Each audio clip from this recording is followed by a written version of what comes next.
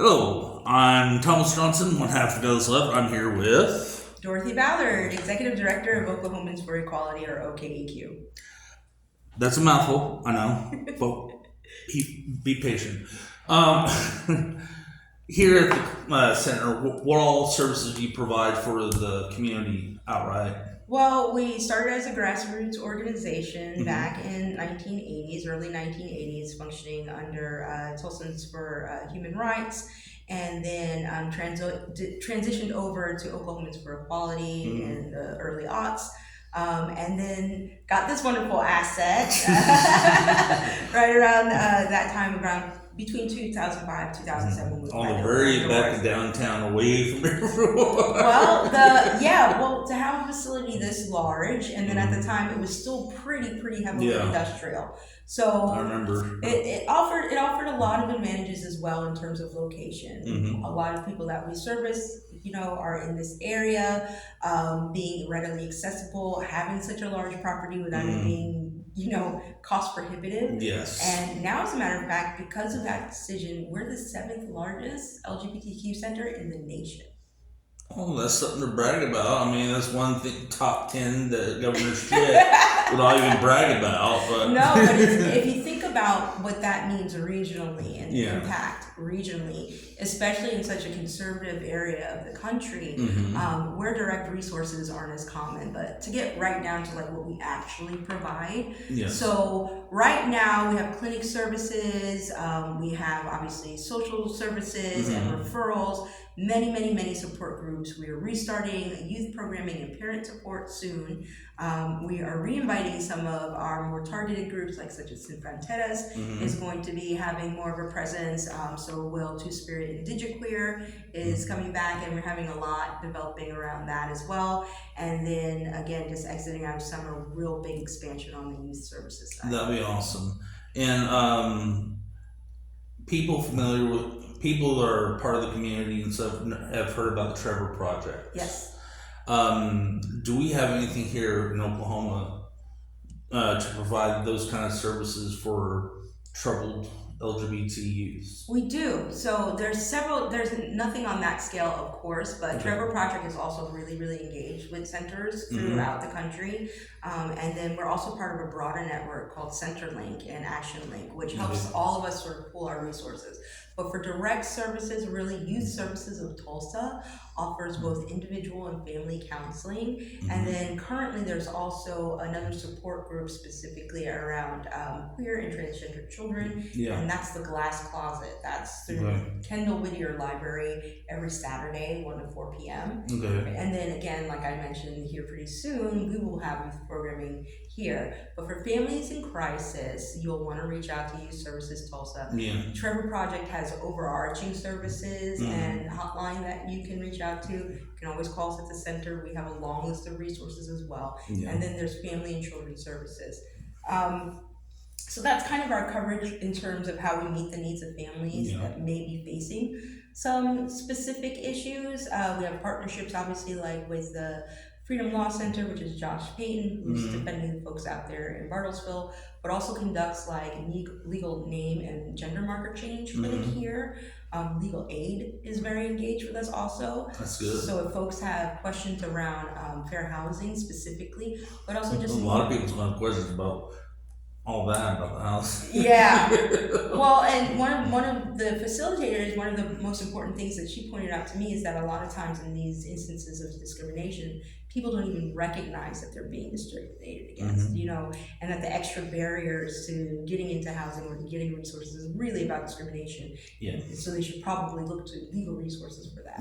So our calendar online is pretty robust, and we've got everything going on here from legal clinics to we've restarted D&D again. So if you want to bring yourself out. Bust up my dice.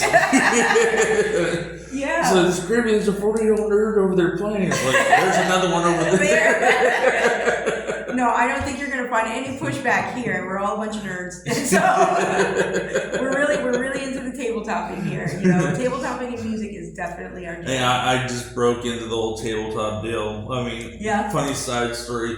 Years ago, when I was a teenager, I was seeing my cousins play D&D. He's like, teach me how to play. And so he's like, here, you figure it out, and they're constantly fighting and stuff. It was like, this is D&D? Really? Yeah. I thought it was a little more chill than this.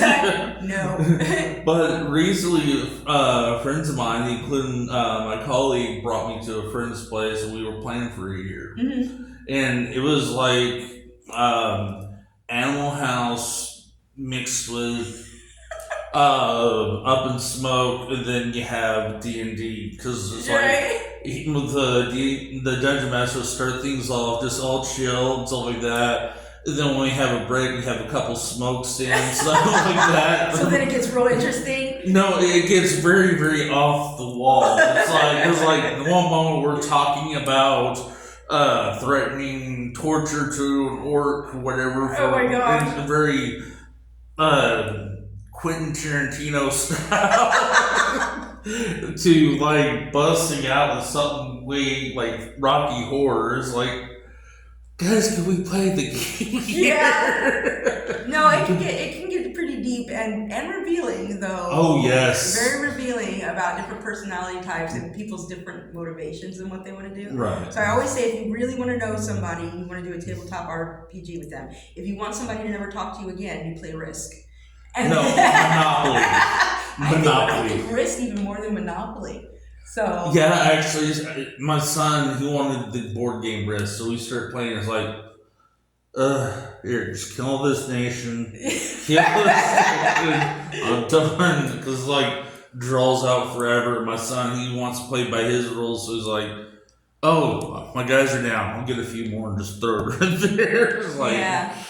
Hangouts played. This is gonna be going on and on forever, and so it's like, just take it, son. You win. I think that there's such a diversity of systems now. You know, D&D obviously is like the core understanding of those kinds of gaming, but even here most recently there was an output of an indigenous-based system. Oh, that's cool. An alternate history called the Coyote and Crow, which has been really neat. So I'm looking to get that facilitated here as well. But also, just provide a space where people can socially decompress. Yeah. A lot of times when we're getting together, it's for activism, or it's to work against some specific harm that's happening in our community. So I think equally as important as just the general resources that we have here is the fact that people have a place where they can safely just relax and unwind. Yeah, and everything from like, there's that social romantic side of things, but there's just also like general camaraderie, you know, people getting to hang out and enjoy their hobbies and nerd out and do their thing.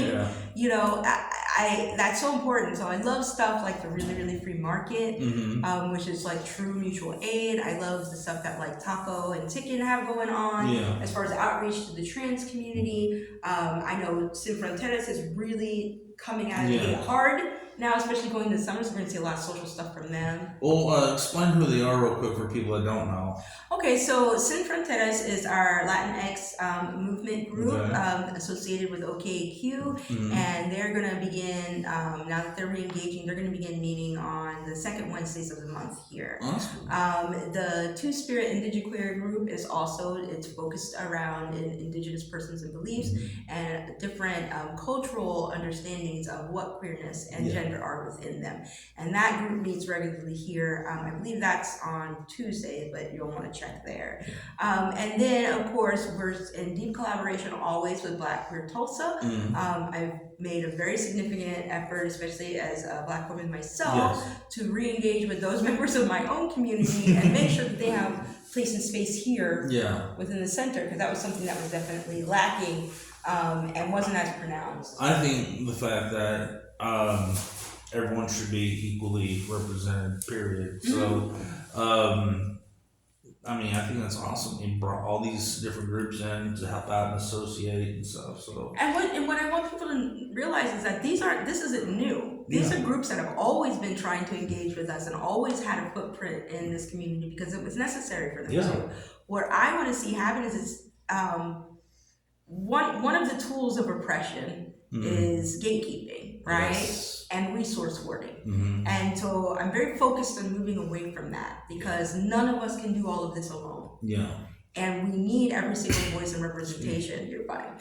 Every single voice and representation. We also need all the hands on deck That's how we are on the Godless staff. We can use some fucking people too. Yeah, seriously. Like when we're talking about co-work and direct mutual aid, like we're directly talking about ourselves. It's not abstract. Like the Trust me, we're some broke ass folks. Right. Yeah, and that's another misconception because we have things like this asset, like the building. Yeah. People are under the impression that we're flush with money or that we have money, and I'm like, no, we are a true nonprofit organization. I've seen churches go bust. Right. You know? Like, there's one right by my house right now. It used to be this big, grand church. This is one I got kicked out of when I was a teenager. Yeah. But they had stained glass windows. They had all this stuff. They had a full-blown updated kitchen. Yeah. And then they had what used to be a daycare center right next door to them over there off of Edison. Oh, wow. And it was just a wonderful thing, but the daycare center shut down. They let it run down.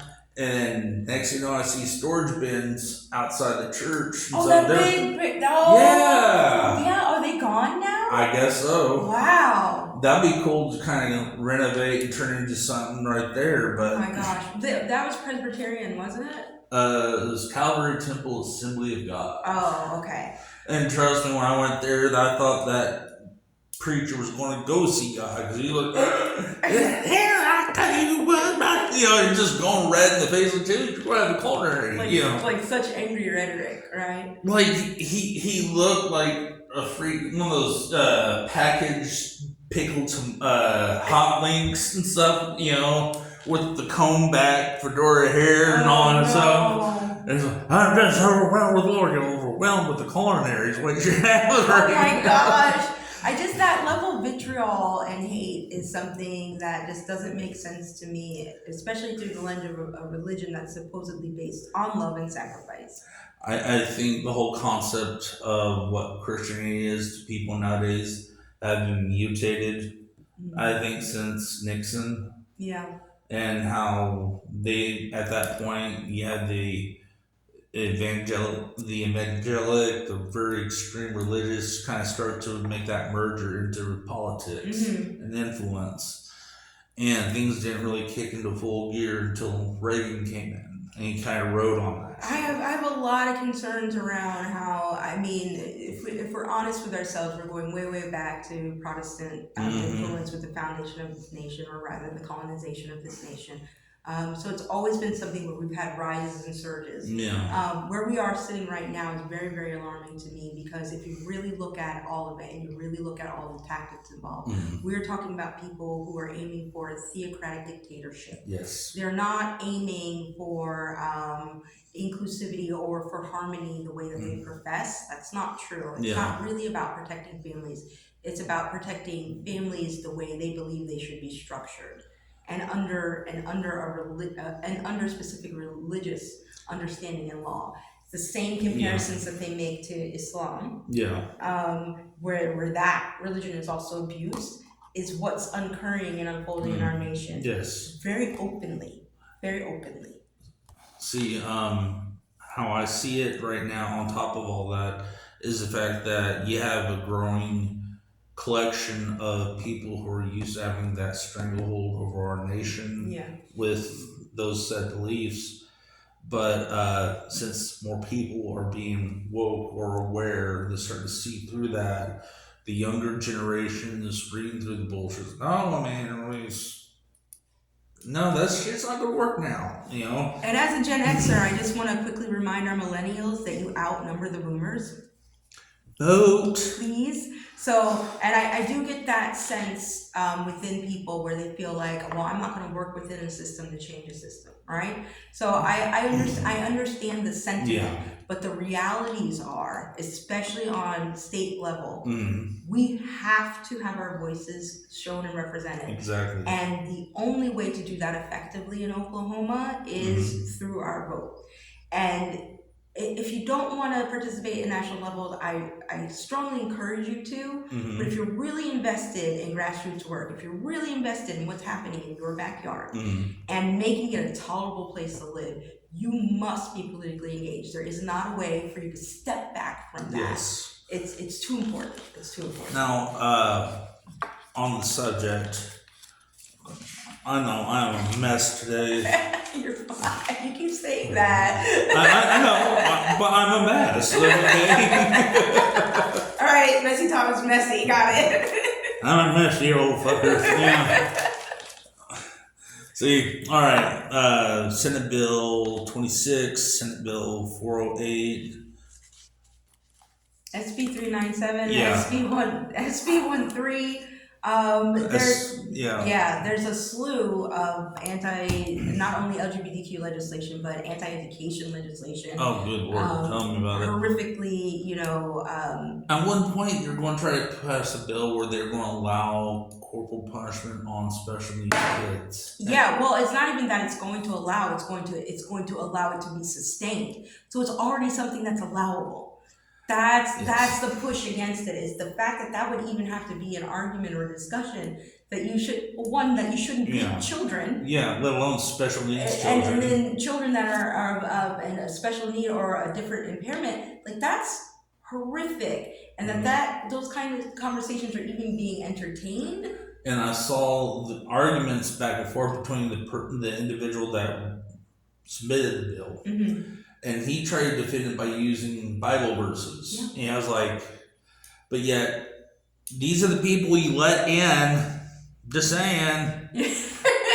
Get off your fucking ass. Yeah. I mean, and our access to them is also limited. So once they're in office, there's very little direct access that we have where we can go in and even attempt to change hearts and minds. Mm-hmm. And you have to be of a certain political situation or a certain financial situation, or engage with things like Rotary clubs or local chambers.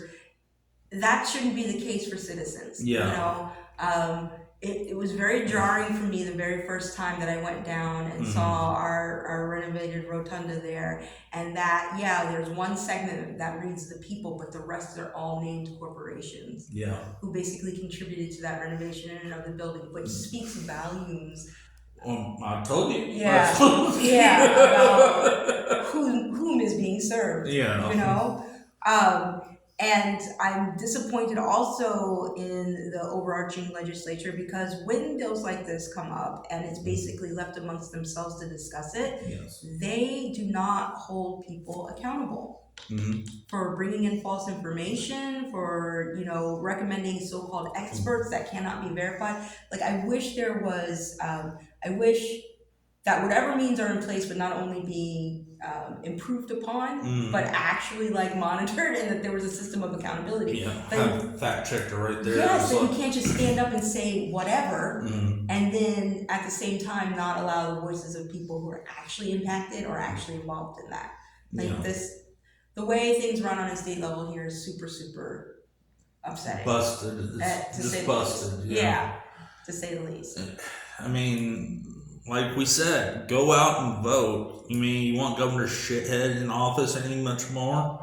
Yeah. No, and also, more importantly, get involved with your local grassroots organizations and direct mutual aid. So a lot of stuff that we talk about on a political level can seem very pie in the sky, and you might feel like you're not making a direct impact. But I promise you, if you show up somewhere to hand out water or to give meals, or to help people register to vote, or to help people organize, like when Freedom Oklahoma puts together those rallies at the center, you are, in fact, making direct impact. And then we have groups and organizations who are fully grassroots, like Food Over Bombs, and then like the Intersectional Network. Breathe. You're telling me to calm down. Just breathe. I'm a little worked up about it, in case it's not completely obvious. And then creating spaces also that aren't religiously influenced. It's upsetting to me, specifically as somebody engaged in a space where I have to make referrals to people where I know they won't be cared for. But that's what's available in terms of housing or additional support. Yeah. So if we create those spaces for ourselves, and we at least figure out how to work with each other and amongst each other,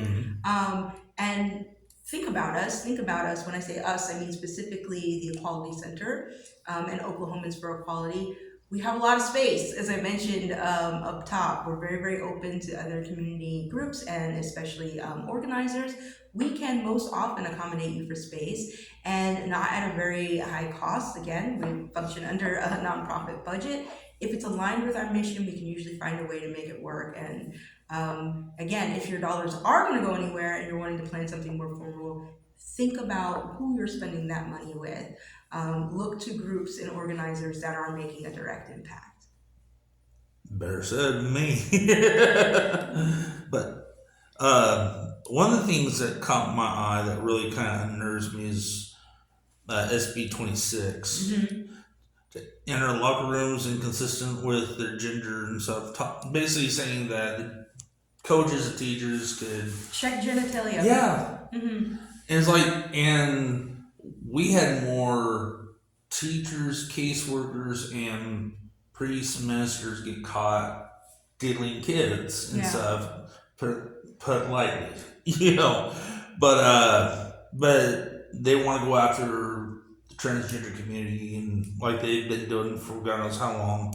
But this gives an open fucking pass for all these creeps that are hiding, working in the schools, for kids to be victimized, even though they're saying they don't want that to happen, but yet they're opening opportunity for real predators. They're saying they don't want that to happen, and they're creating a situation where it can happen. But the other thing to remember about bills like that is that it is very much about moving the Overton window. Mm-hmm. So when they set themselves up this way, they're specifically meant to seem alarming and jarring. Yeah. You'll notice, like with the first iterations of the ban on trans-affirming care for youth, they had it all the way up to 24 years old. 24 years old.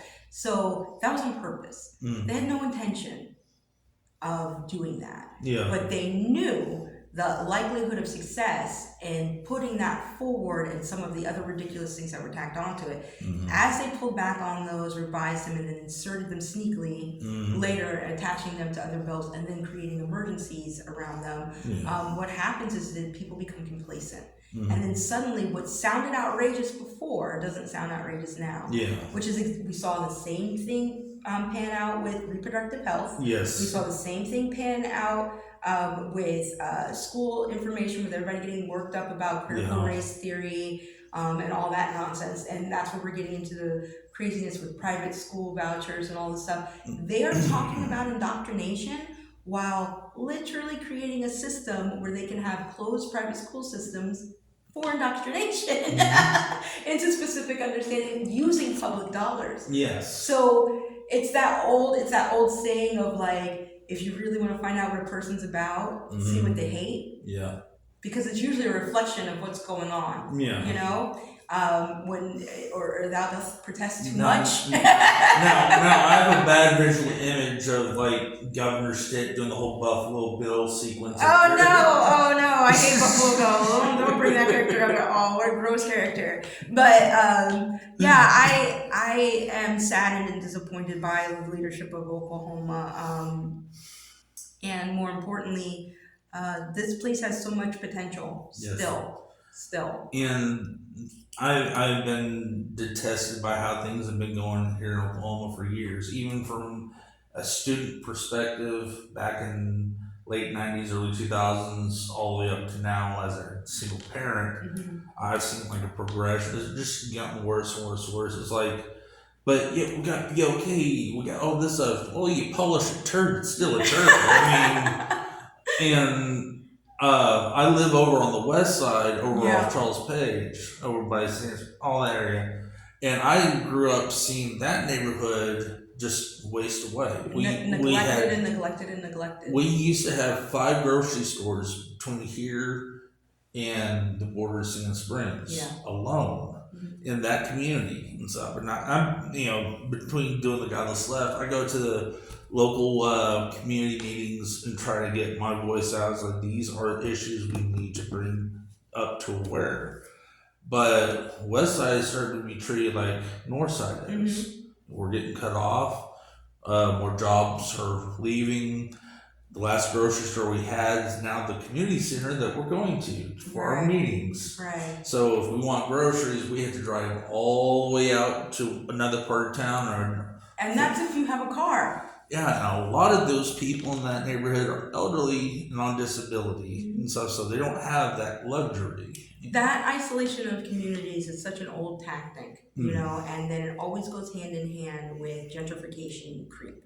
So as downtown Tulsa continues to come on the up and up, and people are enjoying all the resources and developments there, what they're not seeing are the impacts on other groups and expanding groups as it moves further and further out. And from what I was told from one city official that showed up for our meetings, it was basically just that they're wanting to kill off our part of West Side just so downtown can grow. Yeah, so it can grow. And because again, that also is the community that is closest to that river asset that they're wanting to develop as well. Whereas historically what they did was they dumped all of the refineries and all of the manufacturing stuff over on that end and told everybody good luck, right? Now that it's suddenly a value, they want to come in, they want to overdevelop, but that is a process of in gentrification, which is in my opinion too gentle a word. What actually happens is this deep financial squeeze on people and pushing them out and driving businesses out and not allowing things to develop in their wake. I really feel like on the west side and in the north side, one of the primary turning points was several years ago. I want to say around 2008 or so, whenever they had initiated the state level of education had initiated that Project Schoolhouse here in Tulsa, where they closed down a bunch of schools, rerouted things on the bus levels, forced a bunch of children into consolidated classrooms, cut the number of teachers, cut pay, cut resources, and all under the guise of supposedly creating efficiency and better resources. And then all of those magnet school programs popped up, many of which we've seen since collapse, right? And not actually deliver on any of their promises and creating skilled workforces or offering people alternatives out of college. None of that stuff actually came to fruition the way it was supposed to. But what did come to fruition was people had to make the decision about where they were going to live so that they could have access to school and work. Suddenly people who had the convenience of school transportation for their children didn't have it. And if you were without a vehicle, you were just kind of SOL. Yeah, too bad. You know, too bad, so sad. Or you were having to build your work, and people were basically working to transport themselves to work and provide school care and aftercare for their kids. No other building of, you know, quality of life or anything like that. And that's horrific to me. And I called out a lot of issues with the city officials that come up for these meetings and whatnot. Like when they're building that new turnpike that just popped up. That's cutting right through our neighborhood. Yeah. And they promised us a sound barrier to protect us from anything that comes off that highway, and said they gave us a 3-foot chicken wire fence. Was the sound barrier? No, we don't have this money for the sound barrier, but you said you just got X million dollars more. Now you say you're broke and you can't. I mean, what the deal? Yeah. And so, but we gave you this, and I drove by there, did a little video and stuff. It's like a 3-foot tall chicken wire fence and there's houses immediately just at the bottom of that hill on the side of the turnpike. Right. So if something happens, car flies off, it's gonna go in someone's front living room. Bring it up. Don't got the money for it. You know, it's out of our hands. You know, and that's what they like to do and stuff. They like to kind of blow you off or misdirect you for different things. Yeah. They didn't expect me to do my homework on a lot of things, so they really hated my ass about the levee breaking over there and stuff. And they're like, well, but back in 1968, you guys said there's a big problem with that levee to begin with. Right, so why is it taking it so long? Yeah, so it was like, no, it's on Channel 6, it's documented. There's videos of you guys getting interviewed, and they hated me after that because I was like, you knew before the first big flood in 1984 that took out almost the whole entire Tulsa, and you didn't do nothing then. We have sinkholes now on Riverside, but I'm cautious in ever making just broad sweeping generalizations like that, but I do understand the grind of bureaucracy for sure, and how there really is a system of what gets prioritized over other things. And no, we don't. I think as a municipality, we don't have the money to meet all of our needs. But we do need to deeply consider how that money is being managed, and is it going to the persons most in need. Because when I think about the city and when I think about the county, I don't disassociate them from their role. They are public servants. And so to what public are you being of service? And that's the track record that really matters to me. So again, outside of hot button issues, I think it's really important that folks show up. Folks show up, or they at least tune in to these meetings that are happening and hear what's actually going on, and again, get involved. And every single one of them too, as long the agendas, I believe, have to go out at least 72 hours ahead of the meeting. So you're gonna have access to them online, you're gonna have access to them in person. There are people who make it their business, and they're not always the best actors, but they are at every meeting. And they sign up to comment every time. If we utilize that same sort of passion and engaging our public servants, I think we would begin to see a lot more movement on things. Because the fact of the matter is, the squeaky wheel always gets addressed. Unfortunately, the squeakiest amongst us right now are pretty off the charts, and they don't have a greater good in mind for Tulsa or Oklahoma in this general. Is for their own selfish needs. And I'm very tired of being part of a state community where people either think of us as dismissible as a flyover state, or they think of us as backwards. Either way, we're getting dismissed and our needs aren't getting met. And I think with our state's track record of pushing things backwards so much. I mean, we're like at the bottom of the barrel of education in the nation. We're bottom of the barrel of healthcare in our nation. Top 10 on gun violence and food insecurity. But yet, they don't want to admit that. So no, our substance abuse problems, our poverty problems, our rate of incarceration. Hey, Governor Stitt, your meth is top 10. Like, is that the statistic you want? Is that where you want to be, top 10? No, that's what I'm sure Governor Stitt is some good shit. Like, top 10. Top 10. Get him a Breaking Bad award. Underwear in a beaker. And I don't want to make light of any of those things at all. No. But if you are able to find humor and laugh about it, I mean, it is pretty soul crushing on a day-to-day basis. It is to the point for me. I mean, I try to find humor in everything, and sometimes it gets me in trouble.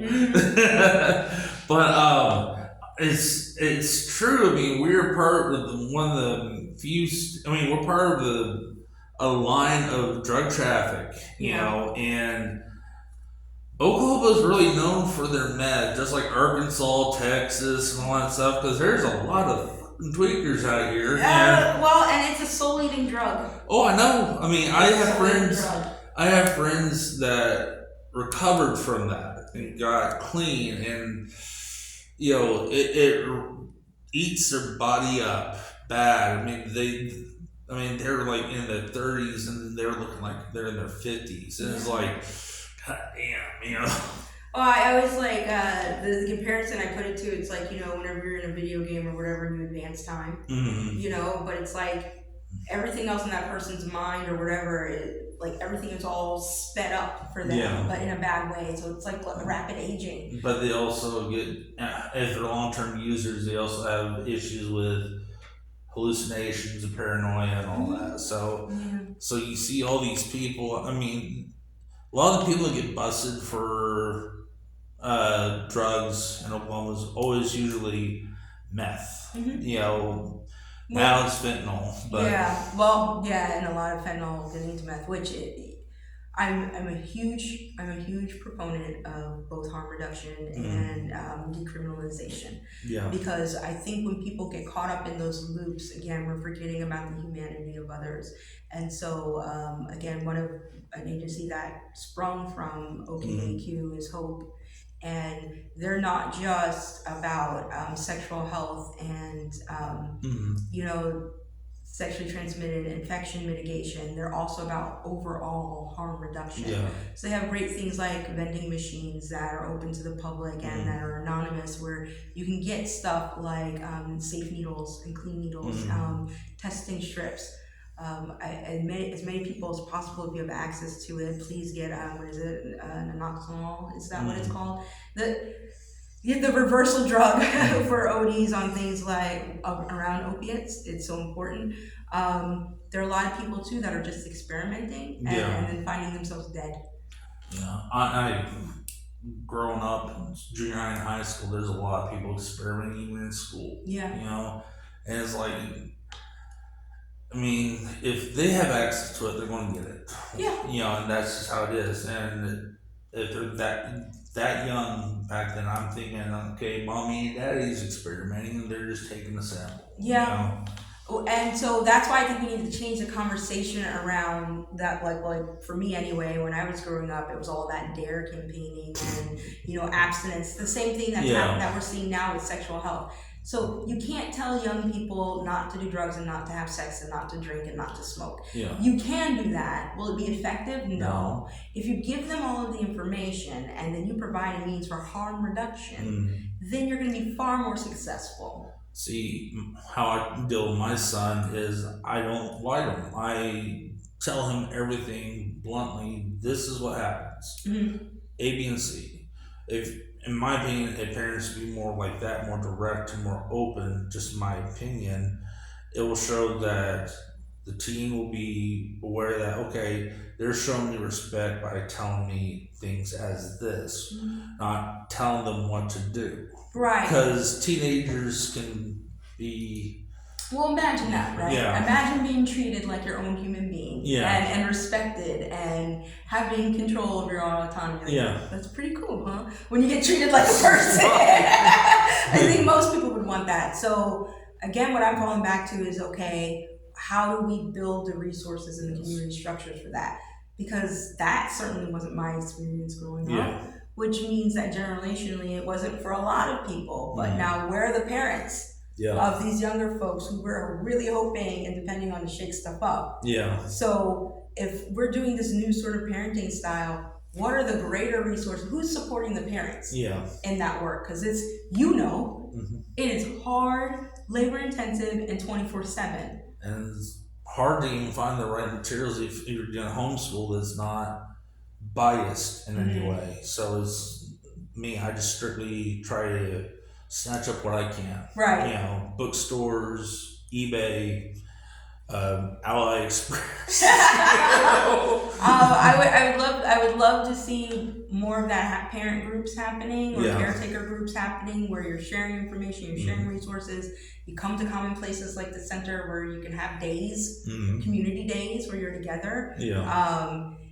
I would love to see more of that happening in general. Yes, our primary mission is aligned to the 2S LGBTQIA community, but it is all persons encompassed in that, which means all persons. Right? We're just giving targeted care to we're giving targeted care to this spectrum of community because it's necessary, it's necessitated.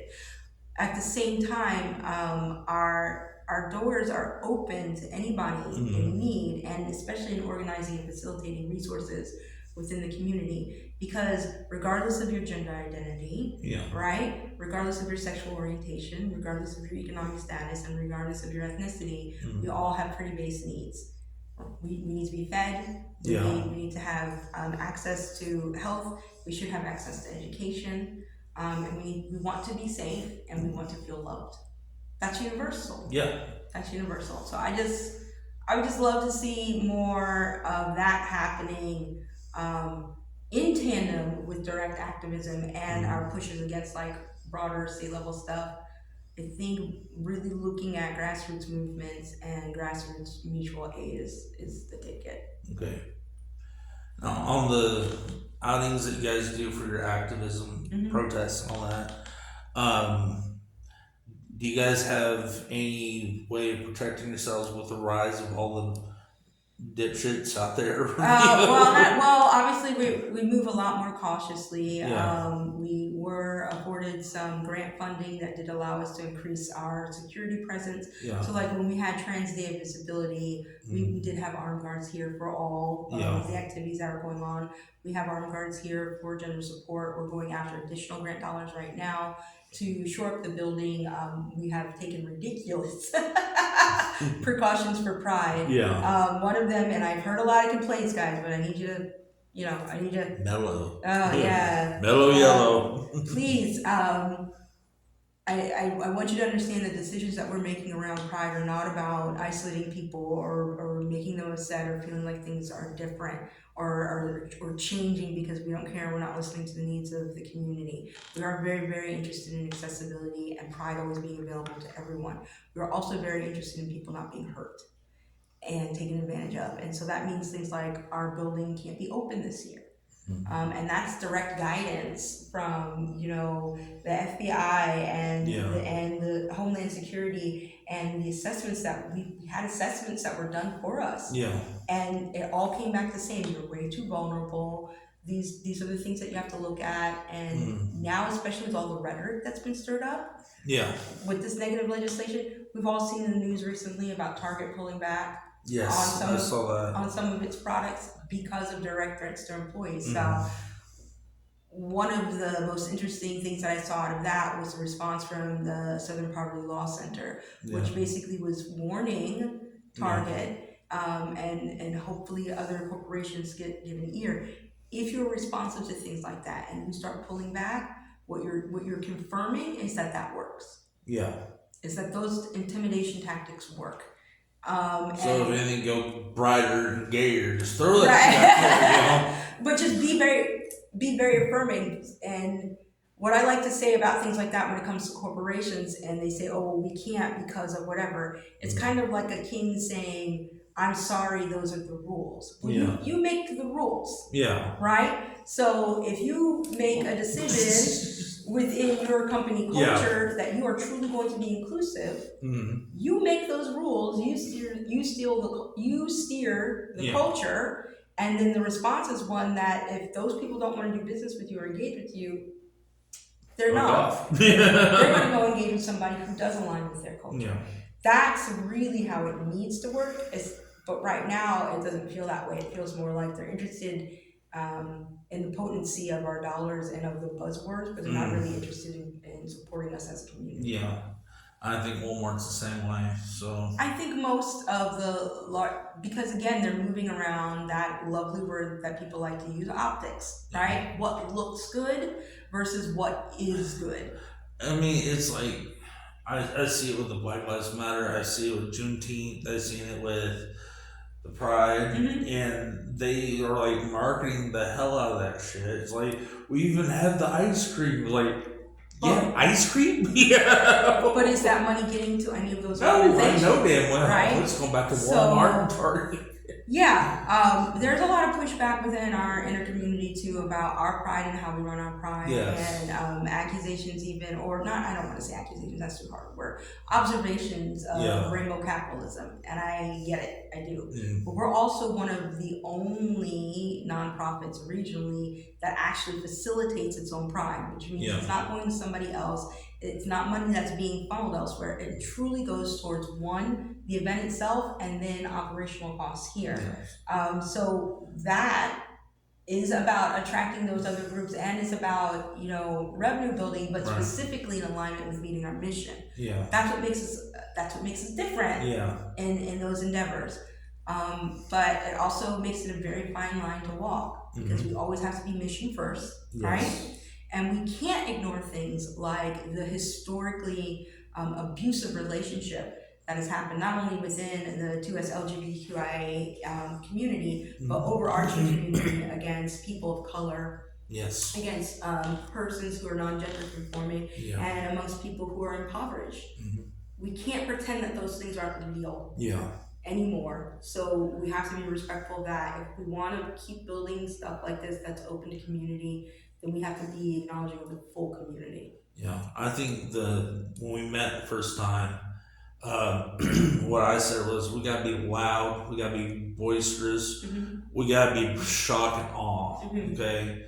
Because everything else, everyone's like, yeah, okay, and just move on. But if you're like right there, ear blistering, kicking down the door, we're past the point of passiveness. Yeah, it's like, listen to me, motherfucker, you know, we're past the point of passiveness. And again, I think the most effective way to start making change is to act as locally as you can to support people in your network, making sure they're fed, making sure they're housed, making sure that critical bills are being met. Yes. That's where we need to start, because this is also tiring and exhausting. Yes. It eats people up just as much as the system does. And we need to start being mindful of that and acknowledging of that and not putting the burden on the most marginalized against us. Their voices should be centered, but the labor should not be completely on them. And I want to see us all thrive, obviously, you know. And that's what we try to do here on the Godless Left. I mean, we don't sugarcoat shit. No. You know, on different platforms, I get all kinds of nasty little messages, but the point is, I mean, we're wanting to give people an outlet. We want to make people feel that when they're watching us, they're part of our family. You know, we call people that follow us and stuff our lovely heathens, you know, because the reason why we took up the name The Godless Left is because you hear all these right-wing conservatives demonizing the Godless Left. They're like, well, fuck, you know, he's atheist, I'm satanic, I'll own that shit. I was going to say, I have many deities, so I'm far from being godless. It's just the fact that they label us so godless and so unworthy. So which really is just code for lacking morality, right? But they're only associating morality with their worldview and their understanding. It's like, it's not okay for us to love the way we love, but it's okay for you to want to marry a 13-year-old, right? Ooh. Yeah, all of those false equivalencies and all of that slippery slope language and all the unfounding correlations that they make between sexual deviance and people just living their lives is ridiculous. But again, it's that deal where you're pointing one finger this way, but the rest are pointing back at you. Right? We see it over and over and over again in extremist conservative settings.